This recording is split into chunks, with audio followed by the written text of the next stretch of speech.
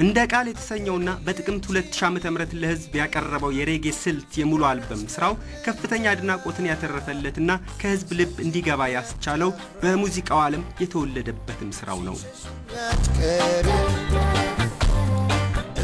በጅጅጋ ከተማ በ1967 ከእናቱ ወይዘሮ አማረች ተፈራና ከአባቱ መኮንን ዘውዴ የተወለደው ድምጻዊ ኢዮብ መኮንን የአንደኛና የመለስተኛ ሁለተኛ ደረጃ ትምህርቱን በዚያው ጅጅጋና የሁለተኛ ደረጃ ትምህርቱን ደግሞ በከፊል አስመራና ከዚያም ጅጅጋ ውስጥ አጠናቋል።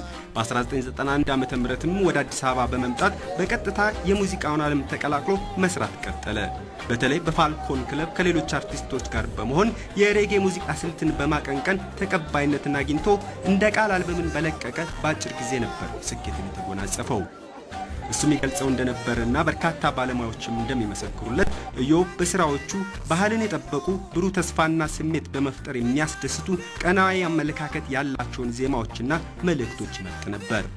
ነሐሴ 7 በድንገተኛ ህመም በህክምና ክትትል ስር ለመውደቅ የተገደደው ኢዮብ በወዳጆቹ ገዛ ጭምር እስከ ናይሮቢ ድረስ ሄዶ ለመታከም የቻለ ቢሆንም ግን ሳይሳካ ቀርቶ ነሐሴ 12 ከዚህ ዓለም በሞት ተለይቷል። የቀብር ስነ ስርዓቱም በዛሬው ዕለት በቅድስት ሥላሴ ካቴድራል ቤተሰቦቹ፣ ወዳጅ ዘመዶቹ፣ ጓደኞቹና ቁጥሩ በርከት ያለ አድናቂዎቹ በተገኙበት ተፈጽሟል። ኢዮብ ባለትዳርና የአንዲት ሴት ልጅ አባት ነበር።